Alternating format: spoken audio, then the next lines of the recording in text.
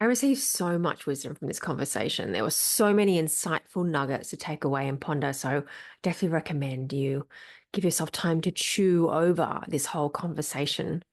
Jay Mātenga is a social five based in Auckland, New Zealand. He's a Christian whose overriding life calling is to help extend God's influence and craft a grand purpose of the universe for the entire Christian world. Jay holds a number of roles in the World Evangelical Mission and is now the opinions editor for the Christian Daily International online news service. We talk about what creativity means to Jay, what it's like to be a social five, as well as his mission for the world.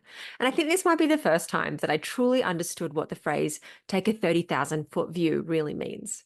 You can check out Jay's work at the link below. And if you're new here, I'm Samantha Mackay, an Enneagram coach, passionate about how we heal our creative spirits. We can express our true selves in our relationships, our work, in our bodies, and just in our everyday lives. If you're not sure about subtypes or what that means, I've included links below to more information, as well as a link to my experimenting with paint class.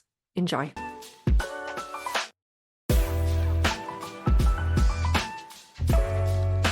So what does creativity mean to you? A mystery, really. It really is. I mean, creativity is applying my competencies in such a way that I think original. It's making an original contribution from my gift mix, I guess it would be the way I describe it. My talents, my personality, makeup, my preferences, all that I am. And so I'd see creativity in the output or the application of me in the world. Um, but I've just written a 4,500 word reflection on a subject that was just prompted by a conversation. And I wake up the next morning after I've published it on my blog and look back at it, and it feels like it's written by another person. Mm. Like it's like I could go back and look at that and think, where did that idea come from? It's kind of brilliant, but did I come up? Did I come up with it? It's like you've got this constant state of, I think, humility. If it moves into a constant state of thinking you're brilliant, I think you've got a problem. But the the outputs, the productivity, the generative experience of creativity, I think is essentially a mystery. It's this combination of so many factors that even the best minds in the world, in my research, have not been able to describe what creativity is or where it Mm. comes from. It's such a Yeah. transcendent experience. One of my favorite books just recently was the music producer Rick Rubin. Not sure if you've read his book. He dives into the creative act, and he basically talks about it as a mystery that we don't really know where it comes from, but something flows through us. Mm. And on the subject of personality typing, etc., it gets whatever that is gets manipulated as it passes through the person into whatever the product outcome is, our best contribution to the world. So the better we can align that and remove resistance from that flow, that state of flow, that being in the moment and just feeling like you're giving your best contribution, almost unconsciously at times, then I think the better off the world will be. Mm.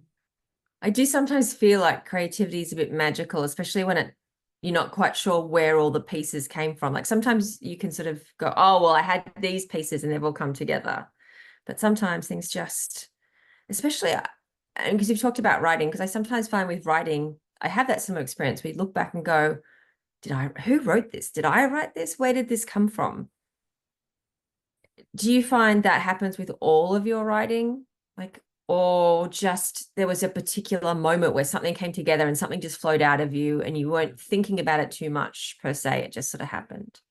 If you try to force it, I think it can be problematic. Email writing is a bit more conversational. Um, but yeah, it's sometimes I look back at emails and think, oh, the writing was subpar. But then I have a high standard. So when you're reacting or responding, sorry, I don't like the word reacting. When you're responding to stimulus, to a question or an email request, etc., in the moment, you tend to just flick it off.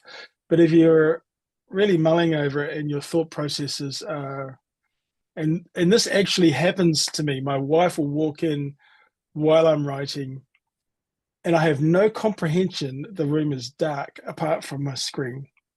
Everything, just the whole world around me disappears, and I'm in that focus zone.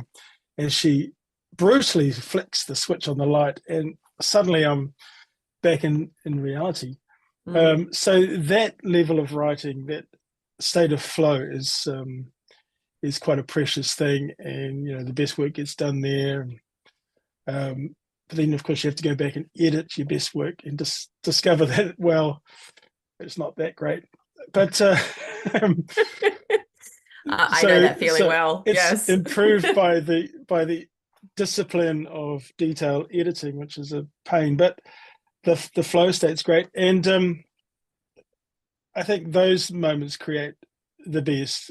The rudimentary utilitarian type of communications is not so good. I'm a songwriter as well, so there's just I just love defining reality with words. And is that your main form of creative expression, using words? Like how does creativity show up in your personal and professional life? Yeah, it would be words. So I would identify myself as a writer first and foremost, a thinker writer.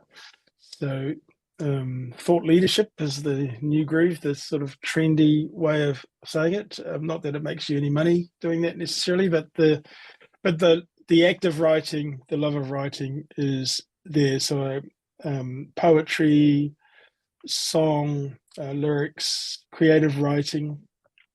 I've got a doctorate in intercultural studies, so the academic writing for me was a discipline, and my professor used to pull out his hair about my mixed metaphors, and for me they weren't mixed, they made complete sense. But he says, you're just taking you're jumping from image to image to image, and this is just so the constraints of academic writing really feel restraining, whereas creative writing and letting ideas flow and architecting logic in that is really where I feel most comfortable in the world.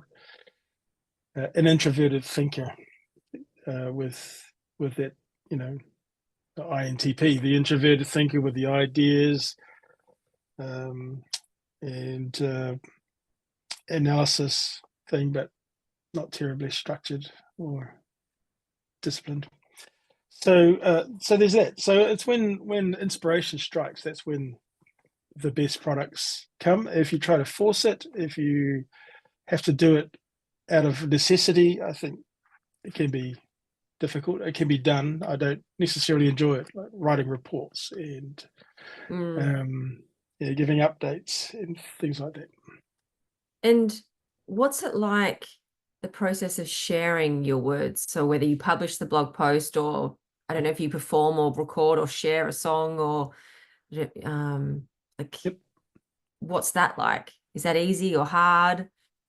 Performing's really easy. Singer-songwriter, guitarist, getting up there, presenting my songs and stuff. I pretty much am in my own world. I mean, the crowds could be there as large as you please. I mean, we always imagine a stadium and there's 3 people there, but that sort of thing is great because I'm literally performing. I'm delivering without necessarily any consciousness of whether it's being received. I'm just giving my creativity out there, and so I'll do that a bit unthinkingly. Just on Friday, a piece of I was a collaborative editor on a piece of work that got quite a lot of criticism and pushback, and that wasn't pleasant. And so, being part of, went through social media and created a bit of a hornet's nest kept a hornet's nest. So that critique of my writing, if there's some constructive feedback of my song performance or that sort of thing, that's really difficult. And that's, I think, a part of our needing to mature to be able to receive that, to help us grow, and also to be able to discern what's necessary and unnecessary so it doesn't shut us down. So there's a great deal of confidence that I have in putting stuff out there. The questioning my talent, if you will, and then diminishing of my confidence if it starts to get a critique. Even if I know they're wrong and I'm right and I've got all the evidence to back it up, it's still a challenge. And so, you can get, if that happens too regularly, you can get once bitten, twice shy and just be reluctant to put yourself out again. But I know enough and have read enough about creative people's pushing through failure before they find success to know you just keep on doing it. And I do it following a calling, which there's a sense of supernatural unction that I have to do this. I can't not do this. So that really helps. And my someone called it worldview, but I call it cosmovision. My understanding of reality is that I'm doing it for an audience of one, if you will. There's just, I'm putting it out there. The responsibility is on me to fulfill my gifts, my responsibility. It's the onus is on others to receive it if they will, and there'll always be some who do, some who don't, some who just don't turn up. So it's it's, you sort of rationalize it like that, but it doesn't decrease the sense of angst or hurt or rejection if you get the negative feedback. Yeah, I used to get so miffed when people wouldn't turn up to my workshops or they'd be so late. I'd take it so personally, but yeah, it's nice when you can sort of let that go a little, but it's hard. Yeah. I mean, just keep telling yourself, well, what I've got to offer may be just right for those 3 people who've turned up, and they can go on and change the world. So, we can placate ourselves with those sort of comments, but it doesn't lessen the sense of lacking significance, which we all want. So what supports you to be creative? What supports me? Tools. I think I was born just at the right time for my creativity to find its outlet. I mean, I remember when I got my first laptop, this 1994, 93 maybe. It was this old secondhand thing with 2 discs, and but it was something that I could type on that would capture my ideas quickly. I was using, before that, that's when I was studying. Before that, I was using computers and in banking and finance, and there was a text app. So once you came out of the accounts app, and then there was a text app on this big data system in the corporation, and I used to spend my lunchtimes just typing on this text app, stories and things like that. So when I first got my own in the early 90s, it was like, wow, here is my artist's brush, here is my whatever. I already played guitar, etc., but here I could capture words and go back and delete and fiddle it around with words, and it gave me the greater ability to paint with words, rather than using whiteout and ripping out pages and things like that. So it released my creativity in that way, and then it just went from strength to strength. Now we have smartphones that we can just take down ideas, etc., tablets and things. So so technology is really Mm. enabled me to flourish. It's enhanced my solo performance as a singer with, slides in the background and all of this kind of stuff. So as a speaker, I speak as well, give lectures and take workshops, etc. But if I'm lecturing, delivering ideas in a 50-minute lecture, etc., over the years, I've learned all the graphic design tools and taught myself, how to avoid death by PowerPoint and photos, to manipulate photos rather than not being a hand-drawn artist, Mm. to create my own material, to be able to take photos and manipulate them and create just the image you want. And now AI is even taking that further, better or for worse. It opened up a whole new branch of creativity. And about a decade ago, I started wood carving of a traditional Maori style, and was able to use the examples of others to self-teach myself how to create it, and found that as an outlet of being able to design and sculpt that I never knew I had prior. So the tools, the guitar, the computer, the phone, the carving tools, anything that helps me to articulate my ideas in the real world really is the support.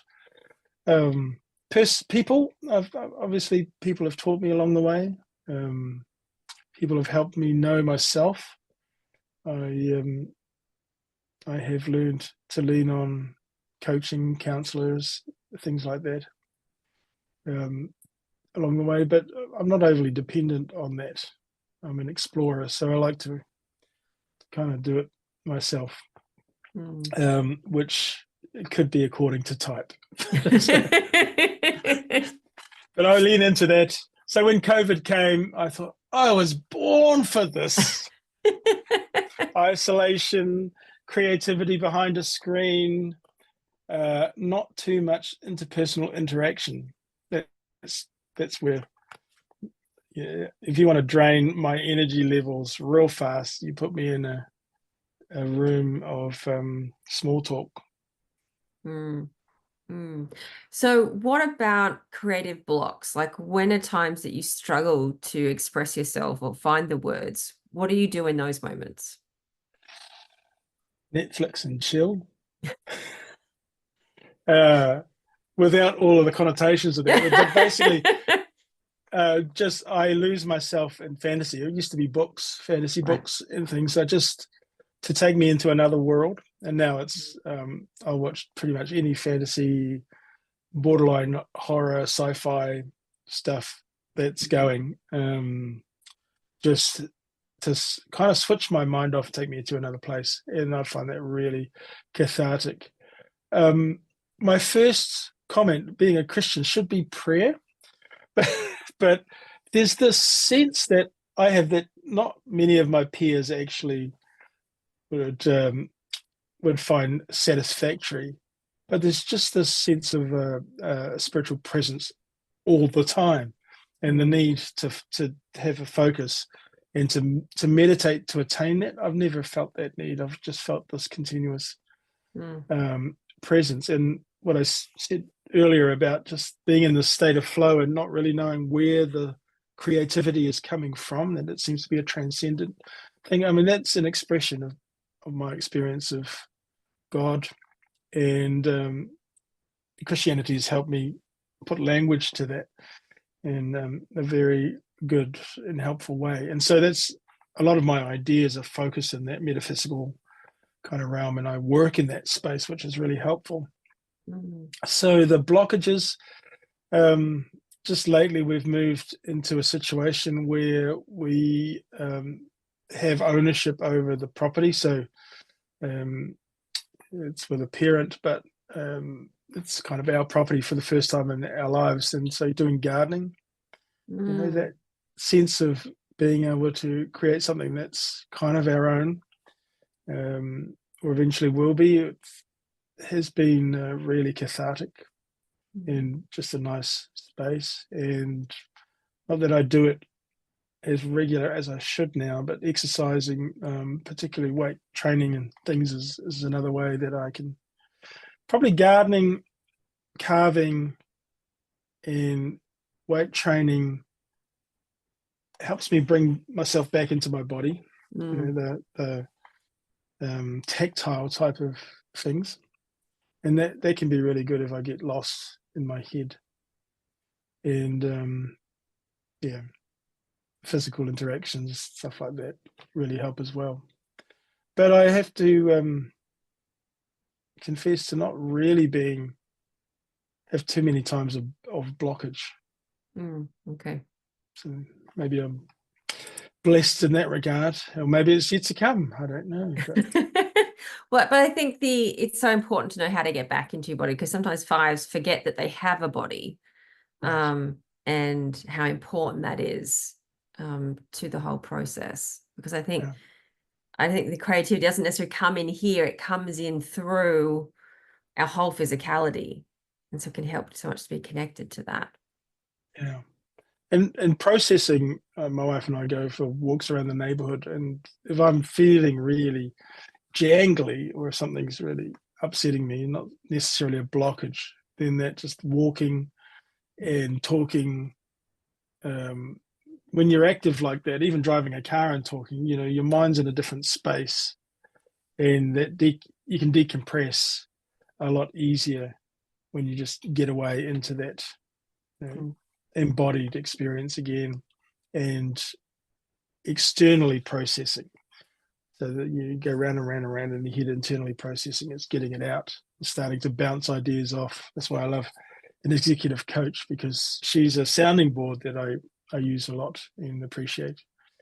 And so you've known that you're a five for quite a while and a social five for a little while. And how has either of those pieces of information or that knowledge changed or shaped your relationship to creativity, or how you write, or how you use words? Has it? Maybe not. Yeah, I think it affirms that the things you love to do are because of the way you've been created, your personality and who you are.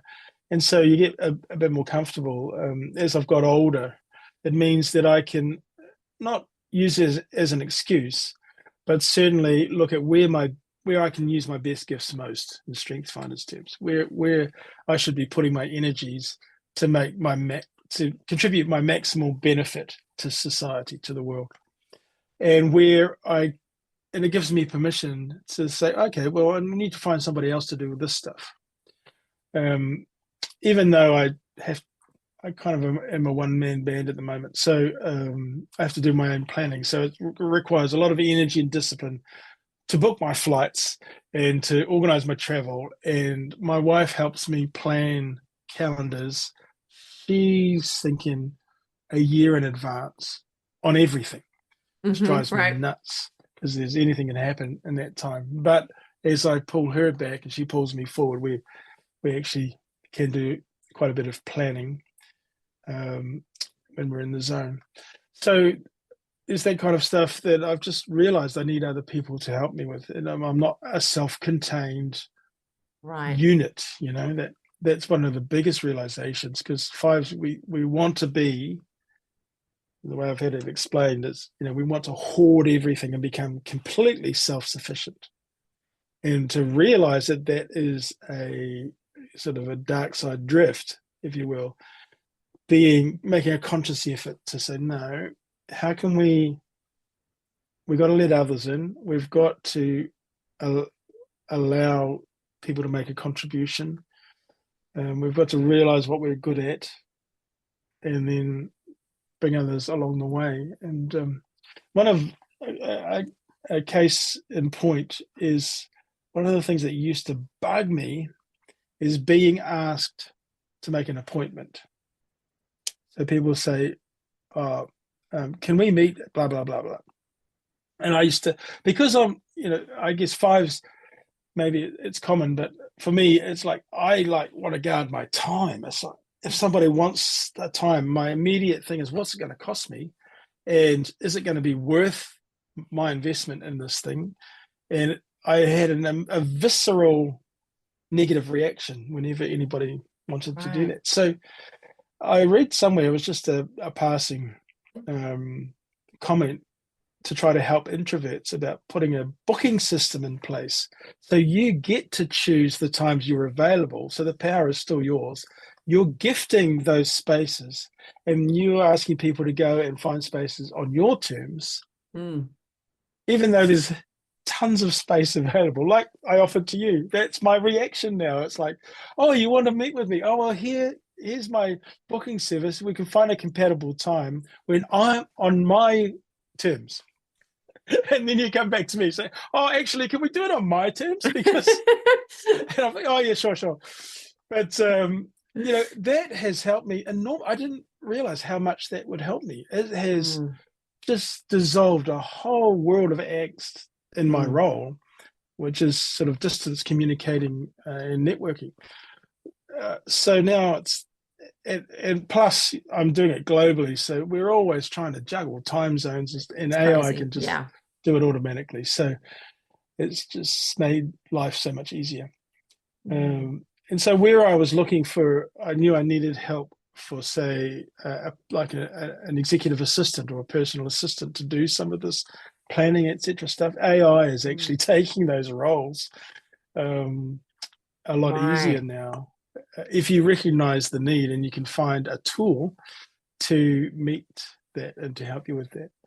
So again, recognizing the fives vice and working with my coach Ruth to tease out what that vice looks like in my life and Mm. how I hoard.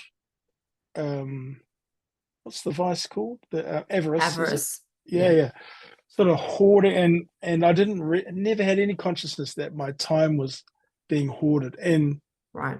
I mean, that's even flowed out in my personal life with just realizing and conscious that I was bitter when my wife wanted time, Right. because of Okay. that. It was like, no, no, but it's my time. I need, and not realizing how gracious she had been to let me spend so long in my cave when she needed something as well. And so I couldn't understand for the longest time. She says, but I've given you this. And I'm thinking, what are you giving me? You're taking from me. So, so coming to this awareness that, oh yeah, I'm actually a hoarder and Mm. I'm being very mean and gluttonous, and that's actually a bad thing. So, oh, is it a bad thing? Hmm. Yeah, I guess it is. And now to be able to just give myself a lot more to that relationship and Mm. realize, oh, yeah, I can't just kind of go into fantasy for watching fantasy stories for hours on end. And I know some fives that, gaming is a really big deep dive because you're going into that world that's another world. And so that whole escapist thing that can be easily become toxic if you're not aware of the dangers. So that really helped. I like how once you've realized that you hoarded your time, but you could then put tools in place or processes to give you that control. So I like how just putting a calendar in place and being very specific about when you're available helps you manage that. And then frees you up to give time to other people, to your wife, and what that looks like. Yeah, and you realize that's actually not all fun and games. It has a toxic side of it in this sense.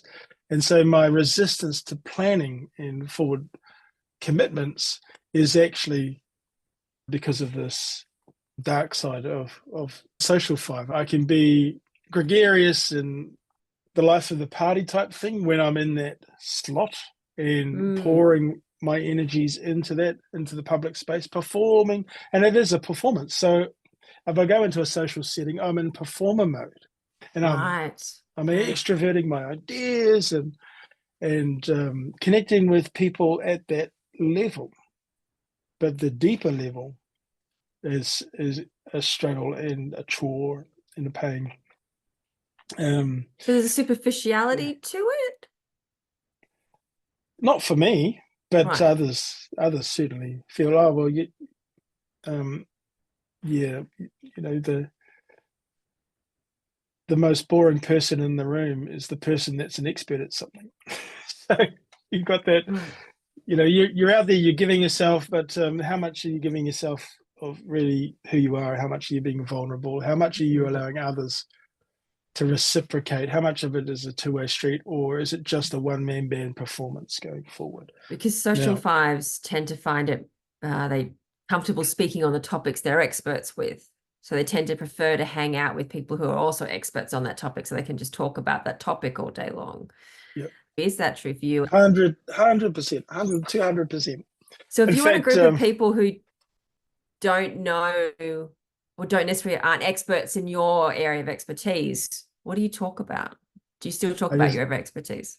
I sit in the corner of the room and Okay. watch and analyze the people. Yeah, Right. Okay. there's yeah, it's very.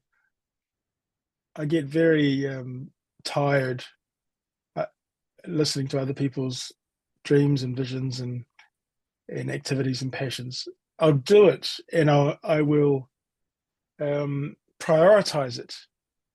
If they're not on the same wavelength as me or interested in things of me, I won't talk about my stuff at all. If they ask me what my job is, I give some sort of very superficial, flick it away answer. If it's strangers, if it's not strangers, I mean, we've got history. We can talk about history and common experiences and recollections and things. One of our best friends, we just talk about stuff and politics and whatnot. I couldn't give a toss about it, but he loves it, and so we have a laugh. And I've been around him long enough that I can zone in and know enough about the subject to go with his flow.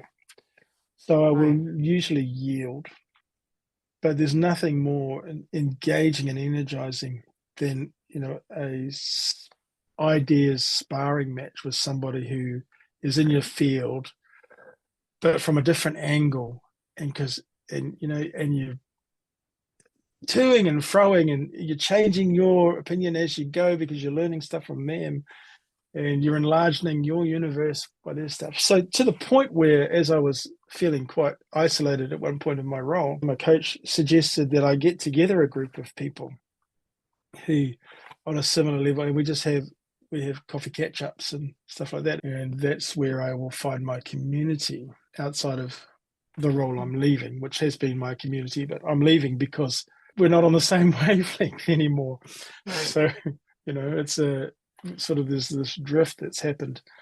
Mm. And I thought, well, do I want to keep putting energy here? Is there life? Is it life giving for me? Was one of the questions I was asked.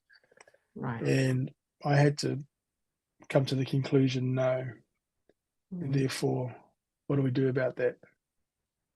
I'm curious that we talk about social fives, we often talk about that concept of higher ideals or the need for things to like there being to be pursue a really meaningful life or that life be meaningful. There's a great fear of meaninglessness. You mentioned significance earlier and your cosmic vision as your worldview. I'm curious about how all this ties together and what that higher ideal is like for you. Is that true for you? What's that like? Yeah, yeah. That's what I do for a living, basically. Craft the grand purpose of the universe for 6.2 billion people. So basically, the entire Christian world, I'm in a senior position of talking about how we engage the world, who we are, what we do, and seek to influence. And I'm trying to shift the paradigm as a thought leader in that space from a modernist paradigm into much more conversant with what would be called a postmodern paradigm, but this massive zeitgeist shift. So that's where definitely, I mean, it couldn't be probably Any bigger? more significance for me in that 30,000 foot view of looking at the whole world within our grand community, Mm. assessing our meta narrative against others. I mean, there's just high philosophy involved in this. analysis and then bringing it down and articulating that in such a way that almost the grassroots could understand it, but it's actually probably 2 or 3 levels up. At the moment, it's much more in that academic sphere uh, of thinking and journals and things like that, but trying to get and synthesize this stuff down to the practitioner leader level. That's what I'm seeking to do. That's what my time is for. That's what I'm using it for. I'm leaving a much more practitioner space organization from leading that and stepping in for part of my time as an editor of an opinions editor and opinions provider for a global Christian news outlet. So that's, I get to be a gatekeeper of ideas coming through that sphere. My continuing role for half of my time is this global church role as the executive director of the World Evangelical Alliance's Mission Commission. So, yeah, sounds grand, but the executive director is the only staff member in that movement. But we do have 300 odd people around. We just don't have any money to be able to build any infrastructure. So I'm working by the seat of my pants and working with on a shoestring budget. There's some metaphors for you. Yeah. Yeah, so yeah, I'm very much living the 5 dream in that respect. I'm free of academic constraints. I write my own stuff. I publish my own stuff. I work with other ideas peoples to put together anthologies and compendiums. I'm asked for my opinion as an expert by academic institutions around the world and organizations who are seeking to change. Some of the changes that I'm articulating are being picked up and changing massive movements. I mean, thousands and thousands of people are being redirected in their understanding of why we exist as Christians by some of what I'm doing. So there's this sense of influence there. It's freaking me out a little bit at the moment, because it's one thing to be just chucking the stuff out there. It's another thing to see it actually having an impact. And the responsibility of that just came back to hit me recently quite heavy. From the earliest age, my passion has been to be considered a wise person. I mean, even in my teenage years, I just want to be a wise person. I don't know if you've seen the movie A Beautiful Mind, but that is, I want to be a person that comes up with that original idea. I wanted to put that in the world and have that world-changing idea. I can't say that I have. We're all an amalgam of influences, but I think creativity is taking those influences and then presenting them in a unique way. To circle back to that, and that's what I seek to do. I always get demotivated if I discover somebody else has had a similar idea. I really struggle because I'm like, I'd like to be original, but I don't have time to read everything that everyone has written or produced on this topic to know what is the gap. So therefore, I'm just going to have to put something out and trust that it's what needs to go out right now. It's a conundrum I find myself in a lot. Good for you. I mean, the way I approach that in my doctoral work is I am the gap. Nobody is me. And so, I mean, I'm a Maori English blend.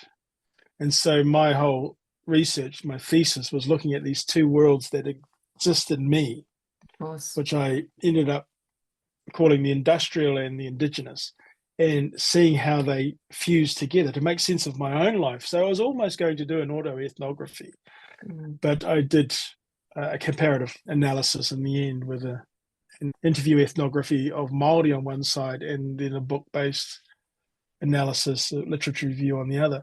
So I've created this space for myself because nobody else sees the world like I do.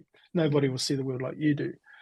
And the way, I mean, one of my previous roles, and it still is one of my passions, is to help other people make the best contribution they can in the world.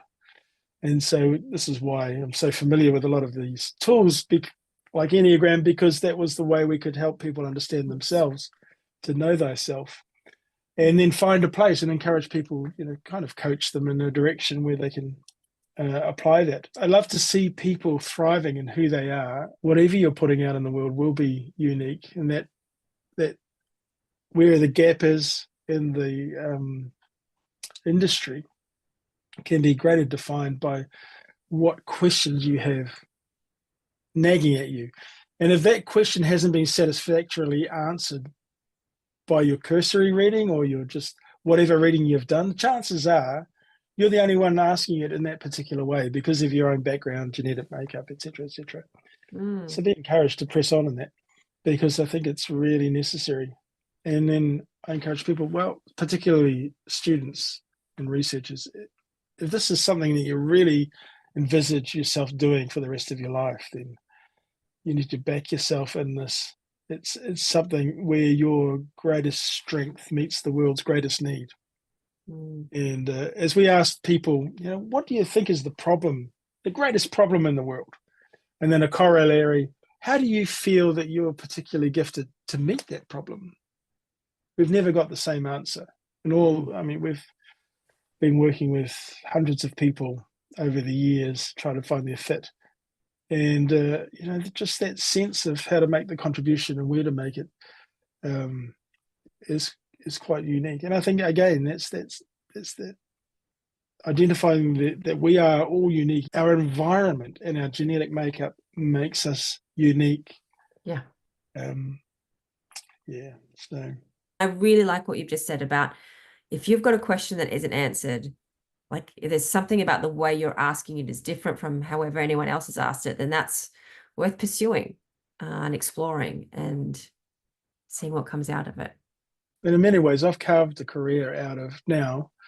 I finished my doctorate in 2017 and positioned myself quite deliberately as an expert in this specific sphere, and then started to put out content. And I know that content's influenced by other people who've written differently. Again, it's the combination of those elements that create it as a unique contribution and a unique act of creativity, bringing ideas together in a synthesis. It was 30 years ago, 1997, where I did my master's. And my prof at the time said, if you want to understand what's going to be relevant in 20 years' time, you need to be studying, for my industry, postmodernism. This was 1997. So globalization had only just developed. Postmodernism was this esoteric stuff out there that had been developed in the 60s, 70s, 80s, was starting to gain traction, 90s. Some books were being written about it and against it in my industry. And he said, you need to be studying one of the fathers of postmodernism to understand what is going to happen in the world. Incredibly prescient. He set me up for a lifetime of contribution. And so I studied Michel Foucault and his power relationship systems and then took that in and applied it to the industry I was involved in.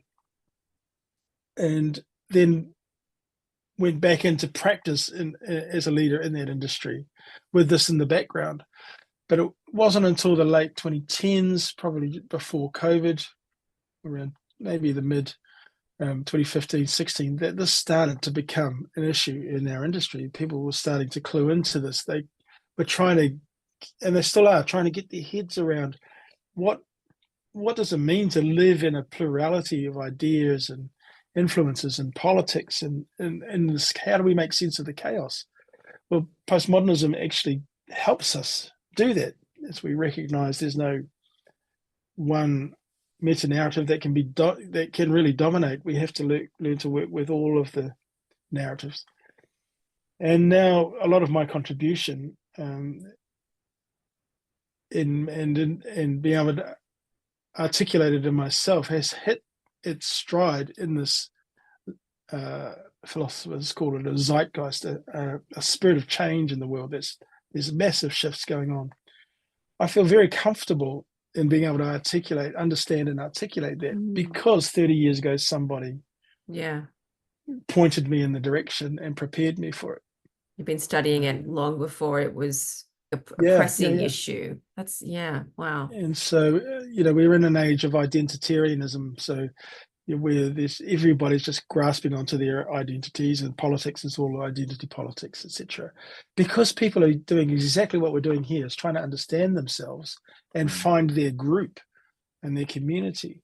Mm. And there are differing degrees of whether that's healthy or not healthy. And we're starting to see a lot of the not healthy as hate speech and competitions brewing. But in my learned schema, I mean, that was pretty much to be expected and understood. So helping leaders to navigate their way through that, I've yet to come up with, the panacea or the ultimate system for managing it, because there isn't one, and that's the problem with it. Yeah. But being able to provide some leadership, some analysis that can say we're going to get through this and we'll come through to a place of stability is hugely comforting for a lot of people, I think. Such a, yeah, the polarity of all the ideas and all the paths and all the options can be difficult to wrangle with, because there's no certainty, and we all crave certainty of some kind. So I'm going to lead into my last question now, which is, what creation are you most proud of, personal or professional? It's a fascinating one. I'm not sure I'm there yet. I think it's still in process, actually. Let's talk about this wisdom, and this is what, working with my executive coach, our big arc is to get into a place probably in the next decade of just being recognized as a wise person that people come to. At the moment, I'm putting stuff out there, and some people are finding it, and there are hints of people coming to me asking now, and I've mentioned that. But around that sort of early retirement phase, my aim would be to be recognized as that person who can provide stable, sagely advice, and that it starts to the invitations increase. So one of the things I've discovered about myself is I'm a responsive leader. I'm not a proactive leader. So I respond to stimulus and invitation. I don't know if that's a common thing with fives, but it's very strong. I just really dislike imposing myself or initiating things. And even though I despise people coming and wanting stuff from me, that's still my preference. It's like, okay, people come and draw me out, bring me out into the open, give me an invitation to respond to, throw me a question, throw me a bone that I can then really dig into and find a wise answer for, and then present it back to you. Give me a topic I can speak on, that kind of stuff. And that's starting to happen, and I'm really enjoying that space. And my greatest work, I think, it's still in process, and that would be a book that is still being written, that hasn't been published yet, that coherently gives this paradigm that I've been working on and promoting piecemeal, where I can take it through a logical steps, take people through understanding to the point where I'm at now. The title is Co-Creating New Creation, God's Purpose for Humanity. Just, something small like Something that. small, very simple. Yeah. Bang that out in a weekend. No brainer. And what I hear as you say that is not just that there's a book and a product coming, but it's your life. You started studying this years ago, before it was even needed. And, it's this decades long process. Yeah. It's a long walk in the same direction. It's Nietzsche's, what is life worth living for? It's that consistency to make your life a work of art kind of thing, your best contribution. My wife and I don't have children, so what is our legacy? That's been something we've talked about a lot, and so this would be something. It may just be the first of many books, but it will be the synthesis thus far, and there'll probably be tributaries off it, but it's the main trunk of a creative process that has gestated for a long time. So it's very much like a birth process. Yeah. So you've correctly acknowledged that it's been a long 30 years of development, and then something will emerge. It really feels like surfing a wave that is starting just to crest, and it's become the right time. So in the next Mm. few years, it will be just the right time for something to take us through, to carry us on. Everything else has been stepping stones. Thank you. It's the first time someone said I haven't done it yet. And I appreciate that because I can see how it all is part of something bigger. That's one And of the things I lament about a generation that's struggling at the moment with identity, and really it comes down to purpose. mm, What is their same direction? Where are they? It's like you're just jumping all over the place. There's not this sense of consistency. Where am I heading? Who am I, and what is my contribution to the world? And I think it's desperately needed, particularly for Gen Y and Alpha. It's this, mm, you are built for some significance, a purpose that you may not understand now. I had no idea I'd end up where I am today back at high school. no, I life did think unfolds I in was going to ways we be, can't expect. yeah, I did, but at that level, we should be being able to say, what are we, the whole Barbie movie theme, what was I made for? You Oh, know, yeah. this is such a moving song because it's so pertinent to the Mm, question of our age. And very if much you can so. help people figure that out by your research, Mm. then A plus plus to you, honors and all, because it's so desperately needed. So the problem in the world, there it is. I think there's a generation coming that desperately needs to have a vision of a positive future because they're all losing themselves in addictive Yeah, processes. So yeah. yeah. Oh, thank you so much for this conversation.